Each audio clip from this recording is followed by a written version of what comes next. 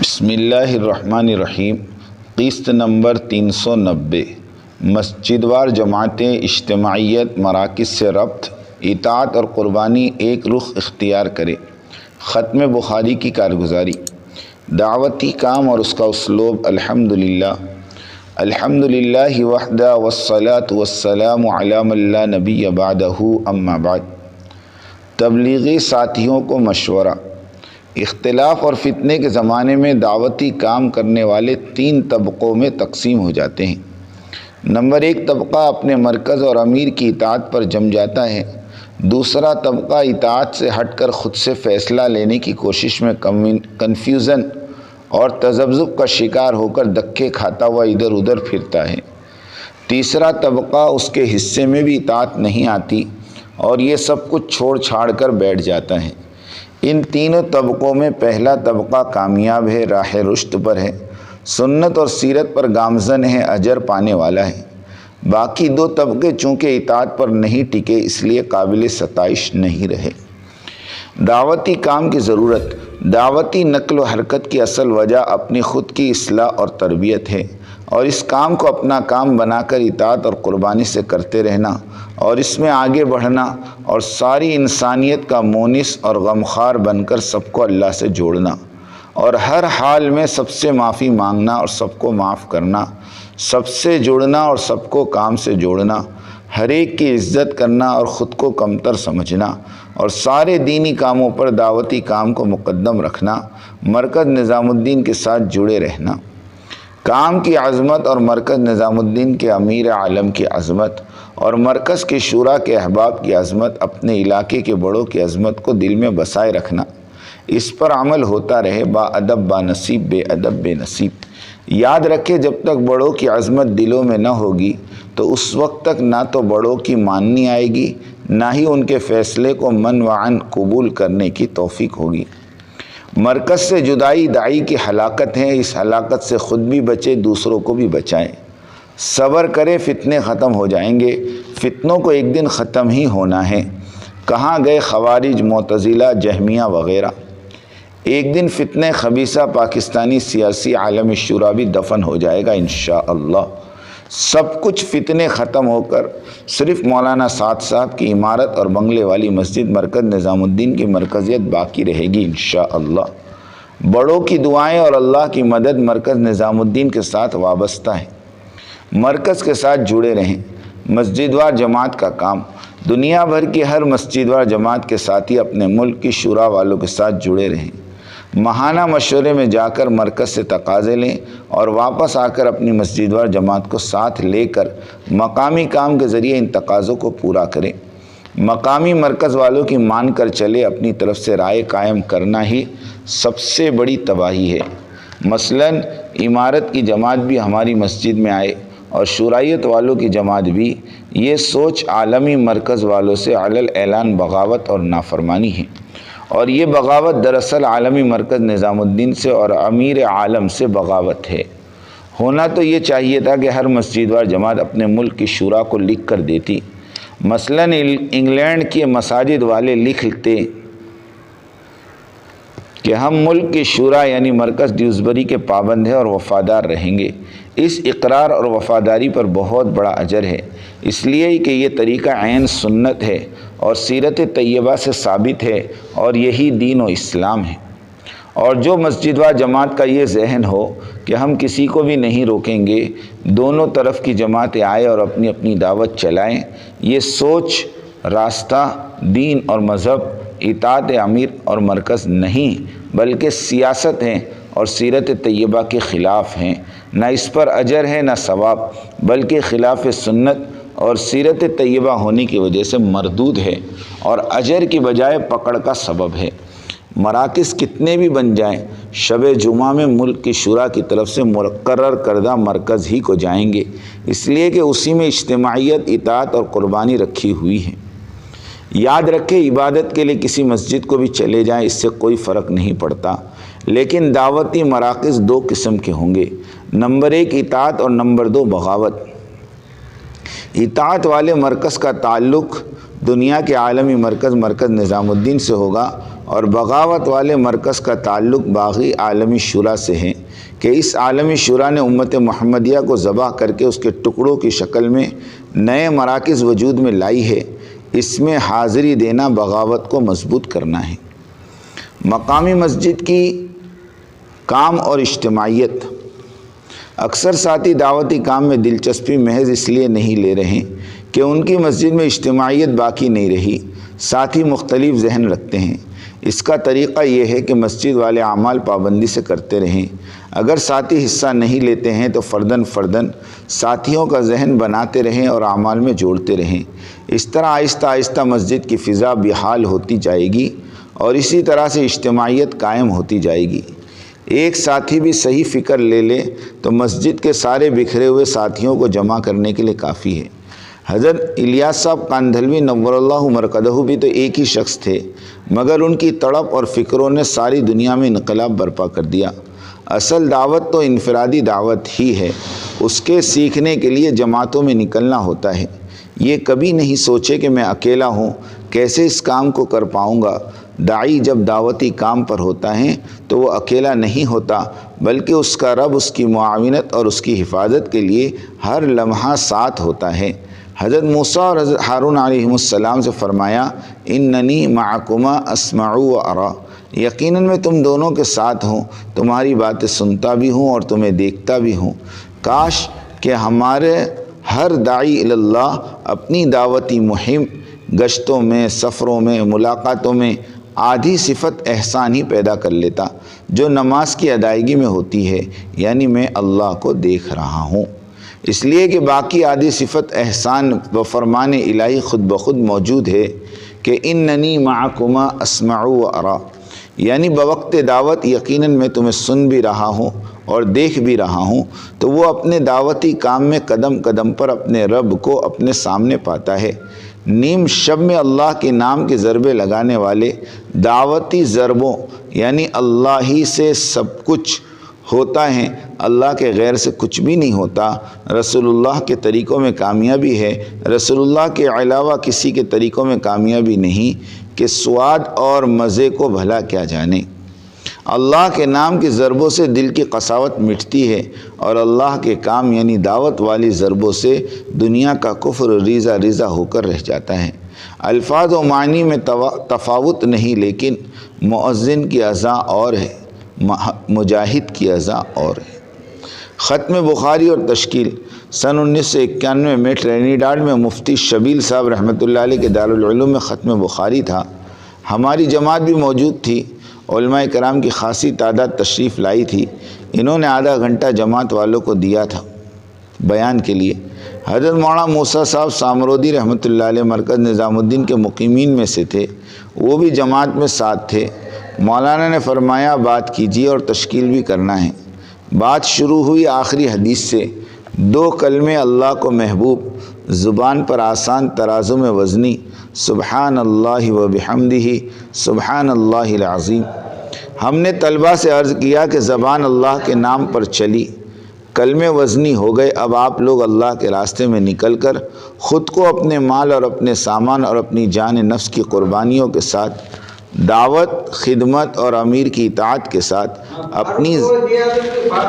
اپنی زبان کو اللہ کے نام کے ساتھ ساتھ اللہ کے کام یعنی دعوت پر چلاؤ گے تو تمہارے کلموں کے ساتھ ساتھ تم بھی محبوب بن جاؤ گے۔ اور دوسری بات یہ رکھی کہ ایک آدمی کو عالم بنتے بنتے اس کے تقریباً 14 سال لگ جاتے ہیں، اور ان 14 سال میں صرف علم دین حاصل ہوتا ہے، عملی دینداری نہیں۔ ترکیب کے لحاظ سے علم دین، دین کا علم مضاف الیہ ہے، اور دین اصل ہوا نہ کہ علم۔ جو اصل نہیں یعنی علم تو اس کے لیے 14 برس لگے، تو جو دین اصل ہے اس کے لیے ہم صرف 7 چلے مانگتے ہیں۔ اب فرمائیں کون کون تیار ہے؟ 100% تشکیل ہوئی، اور جو مہمان علماء تشریف لائے تھے اپنی اپنی رمضان کی چھٹیاں لگانے کے ارادے کیے۔ حضرت مولانا موسیٰ سامرودی رحمۃ اللہ علیہ بہت خوش ہوئے اور فرمایا کہ ختم بخاری کا جلسہ اس طرح کا بھی ہو سکتا ہے۔ آخری حدیث سے دعوتی محنت کا جوڑ، یہ تو ایک دعوتی معجزے سے کم نہیں۔ مدارس کے علماء کرام اور کمیٹی ممبران پر دعوتی محنت کا محقق ہوئے، دنیا بھر کے ہزاروں مدارس کے لاکھوں طلبہ دور حدیث مکمل کرتے ہیں۔ اگر ان پر تعلیمی زمانے کے وقت سے ہی دعوتی ذہن بناتے رہیں تو پھر یہ خود فراغت پر اپنی تشکیل خود فرما لیتے ہیں اور اتنی بڑی تعداد میں علماء کرام تبلیغ کو میسر آ جاتے ہیں۔ دعوتی محنت اور فکر کے مفقود ہونے نے ایک اہم محفل ختم بخاری کو نتیجہ خیز بننے کے بجائے ایک رسمی اور رواجی محفل بنا دیا۔ اصل چیز یہ ہے کہ ہم رسمی داعی بن کر جیتے ہیں، حقیقی داعی بن کر نہیں۔ اللہ ہمارے حافظ پٹیل صاحب کے درجات کو بلند فرمائے کہ وہ دعوتی کام کے علاوہ کوئی بات ہی نہیں فرماتے تھے۔ ایک شہر میں اسلامی ہائی اسکول کی افتتاحی مجلس تھی، ہر قسم کے لوگ موجود تھے، انگریز لوگ بھی کثیر تعداد میں تھے۔ حافظ صاحب سے اسکول والوں نے دعا کی درخواست کی اور اسپیکر آگے رکھا۔ حافظ صاحب نے دعوتی بات شروع کر دی۔ پونا گھنٹہ گزر گیا، لوگوں نے اشارہ کیا، میں نے کہا حافظ صاحب یہ لوگ گورنمنٹ کے لوگ ہیں، جانا چاہتے ہیں۔ پھر معافی مانگی اور دعا کی۔ اورنگ آباد میں بھائی سعید خان صاحب رحمۃ اللہ علیہ سخت بیمار تھے، ناک اور منہ میں نالیاں لگی ہوئی ہیں۔ فضل کریم بھائی رحمۃ اللہ علیہ نے فرمایا عیادت کریں گے۔ گھر پہنچے، سارا خاندان جمع ہیں۔ فضل بھائی نے کہا 4 ماہ ساتھ میں چلنا ہے۔ لوگوں نے کہا اس حالت میں؟ فضل بھائی نے کہا ہم تو وہ قصائی ہیں جو مرتی بکری کو بھی قیمتی بنانا جانتے ہیں۔ اگر یہ گھر مر گئے تو ایسے موت شمار ہوگی، اگر اللہ کے راستے میں مریں گے تو شہادت اور قربانی شمار ہوگی۔ ایک جانور قربان ہوتا ہے تو 100 آدمیوں کا پیٹ بھرتا ہے۔ اسی طرح اگر اس راستے میں موت ہوگی تو ہزاروں لوگوں کو ہدایت ملے گی۔ یہ سننا تھا کہ مریض اٹھ کر بیٹھنے لگے اور شام تک جماعت میں آ کر مل گئے۔ اللہ نے صحت عطا فرمائی۔ کوئی موقع، کوئی محفل ہماری دعوتی تشکیل سے بچنے نہ پائے۔ سیاست دان ہر حال میں اپنی سیاست چلاتا ہے تو داعی ہر حال میں ہر موقع پر اپنی دعوت کیوں نہ چلائے؟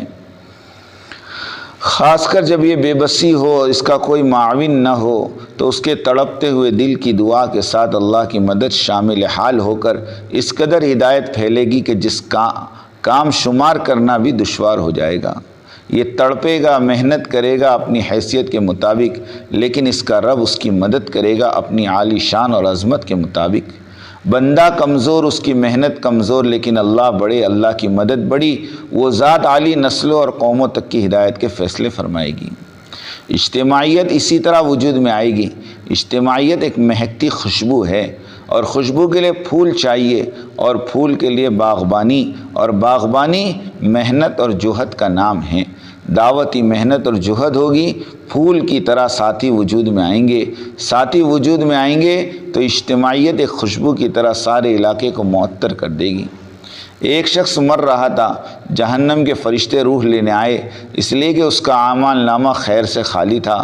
پھر اچانک جنت کے فرشتے بھی پہنچ گئے، دیکھا کہ بدعمالی کی وجہ سے چاروں طرف بدبو پھیلی ہوئی تھی۔ جنتی فرشتوں نے اپنے ساتھی سے کہا اس کی زبان کو حرکت دے کر دیکھو۔ جیسے زبان کو حرکت دی گئی تو اس کی زبان سے ایسی خوشبو نکلی کہ سارا علاقہ معطر ہو گیا۔ فرشتوں نے کہا اے رب یہ خوشبو کیسی؟ فرمایا اس بندے نے ایک دفعہ ایسی بات کہی تھی کہ 2 ٹوٹے ہوئے دل آپس میں جڑ گئے تھے۔ یہ بول تو بندے کو بندے سے جوڑنے کے لیے بولے گئے تھے، تو اس کی زبان سے اس طرح کی خوشبو نکلی کہ علاقہ معطر ہو گیا۔ دعوتی بول تو بندے کو رب سے جوڑنے کے بول ہیں، تو اس دعوتی بول کی خوشبو کا کیا کوئی اندازہ لگا سکتا ہے کہ کس قدر خوشبودار بول ہوں گے؟ ان دعوتی بولوں سے علاقہ تو کیا بلکہ دنیا کا چپا چپا معطر ہو جائے گا۔ دل پر کنٹرول کرو، ایک رخ اختیار کرو، ایک فیصلے پر چلو، اور وہ فیصلہ ملک کی شورا کا ہوگا، اور ملک کی شورا 100% طور پر دنیا کے مرکز نظام الدین سے وابستہ ہوگی۔ تو پھر تو تبلیغ اور دعوت کا کام ہو رہا، اور یہ عین اطاعت ہے۔ اور جو دعوتی کام امارت اور شورائیت کے میل جول اور اختلاف کے ساتھ ہو رہا ہو وہ نفس پرستی ہے، اور نفس پرستی کو اطاعت کا نام دینا خود دھوکہ دینا ہے۔ ایسا کام شرعاً اطاعت نہیں بلکہ سیاست اور بغاوت ہیں۔ جماعت رحمت کا ذریعہ بنے نہ کہ زحمتوں کا۔ ان مساجد میں جماعتیں نہ بھیجی جائے جہاں پر مخالفت ہو، البتہ قریب کی مساجد میں ٹھہر کر مخالف ماحول میں کام کیا جا سکتا ہے۔ دروازہ کھول کر داخل ہونا چاہیے، توڑ کر نہیں۔ دعوتی کام میں صبر کلیدی کردار ادا کرتا ہے۔ ہر حال میں صبر و استقلال ہو، جلد بازی نہ کی جائے۔ اللہ تعالیٰ نے حضرت موسیٰ علیہ السلام سے 4 باتیں فرمائی۔ پھر ہماری چاہت ہوئی کہ ہم ان پر کرم فرمائیں جنہیں زمین میں بہت کمزور کر دیا گیا تھا، ہم انہی کو پیشوا اور زمین کا وارث بنائیں، اور یہ بھی کہ ہم انہیں زمین میں قدرت و اختیار دیں، اور فرعون اور حامان اور ان کے لشکروں کو وہ دکھائیں جس سے وہ ڈرے رہیں۔ اللہ تعالیٰ نے اپنے سارے وعدے پورے کیے۔ فرعونی غرق ہوئے، ملک شام ملا، اور بنی اسرائیل میں علماء ہوئے، حکمران ہوئے، اور یہ 4 کام پورے ہوتے ہوتے 40 سال لگے۔ حالانکہ اللہ تعالیٰ کے لیے تو یہ 4 کام کچھ بھی نہیں تھے، آن واحد میں پورا ہو سکتے تھے، مگر انسانوں کی تربیت مقصود ہوتی ہے، اور تربیت میں صبر و تحمل اور استقامت سب شامل ہیں۔ اور ویسے جو لوگ ہمیں مسجد سے نکال رہے ہیں وہ بھی اپنے ہی ہیں، انہیں تھوڑی سی غلط فہمی میں ڈال دیا گیا ہے۔ انشاءاللہ غلط فہمیوں کا ازالہ ہو جائے گا۔ ہمیں تو تعویل سے کام لینا ہے۔ مالیگاؤں میں ایک مفتی محمود صاحب رحمۃ اللہ علیہ ہوتے تھے، بہت ہی فکر مند اور قربانی سے چلنے والے بزرگ تھے۔ سن 1974 کی بات ہے، اس وقت بریلوی حضرات بہت تنگ کرتے تھے۔ ایک بیان میں فرمایا، بھائی دیکھو، بریلویوں سے محبت رکھو، ان کے لیے دعا کرتے رہو، یہ بھی جنت میں جائیں گے تم کو مار مار کر، ستا کر، اس لیے کہ یہ تمہیں حضور کی محبت میں مارتے ہیں، اور تم بھی جنت میں جاؤ گے۔ تم لوگ حضور کی محبت میں ان کی مار کھاتے ہو اور برداشت کرتے ہو، اس لیے ہم مفتاح الخیر بنیں، مساجد دیکھ کر جماعتیں بھیجے۔ اب رمضان بھی قریب ہے، کوئی ایسا واقعہ نہ ہو کہ رمضان لڑنے جھگڑنے میں گزرے۔ فتنہ خبیثہ پاکستانی سیاسی عالمی شروع کا پروگرام ہی یہی ہے کہ لڑائی جھگڑے کراؤ، یہاں تک کہ حکومتیں اس کام ہی پر پابندی لگا دیں، اس لیے کہ ان کی شرائط تو بے جان اور مردے کے مانند ہو چکی ہیں۔ اب یہ لوگ خود ختم ہوتے ہوتے ہمیں بھی ختم کرنا چاہتے ہیں۔ ہم تو ڈوبے ہیں صنم، تم کو بھی لے ڈوبیں گے۔ اللہ ہمیں یکسوئی کے ساتھ احکام والی دعوت میں لگنے کی توفیق عطا فرمائیں۔ آمین۔ آخر دعوانا ان الحمد للہ رب العالمین۔ بات توجہ سننی پڑے گی، بہت توجہ سننی پڑے گی۔ تم بات کو غلط مطلب نکالو گے اپنے ذہن سے، اور میرے ذہن میں جو مطلب ہے اس پہ غور نہیں کرو گے۔ یہ بڑی مصیبت ہے زمانے میں۔ بجائے جو میں چاہتا ہوں اس طرف توجہ کرنے کے، اپنے دماغ میں جو کچھ لیے بیٹھے ہو اس کو غلط رخ پر لے جاؤ گے۔ سنو غور سے۔ بات کو سمجھنے کے لیے سب سے پہلے آدمی اپنے ذہن کو اور اپنے برتن کو اعتراض اور تردد اور اشکال سے خالی کرے، اس لیے کہ اگر کسی بات کو بھی مفہوم مخالف اور کسی بات کو بھی کسی دوسرے عمل کی تردید یا اس کی تنقیص یا اس کی افادیت کو کم سمجھنے کے سوء ظن کے ساتھ سنا گیا، نفع کی باتوں سے نقصان ہونا یقینی ہے۔ اس لیے سب سے پہلے ہم اس کی نیت کریں، پوری بات سنیں گے، آگے پوری بات نقل کریں گے۔ آدھی سننا یہ بھی دین دعوت کے لیے ناقص، اور آدھی بات کا نقل کرنا یہ تو بڑے فساد کا ذریعہ ہے۔ اس لیے بہت توجہ کے ساتھ بات سننی ہے۔ اور اگر آپ نے ابھی تک ہمارا چینل سبسکرائب نہیں کیا تو فوراً سبسکرائب کیجئے، ساتھ ہی بیل آئیکن پر کلک کریں تاکہ مزید آنے والی ویڈیو ہیں وہ آپ کو وقت پر ملتی رہیں۔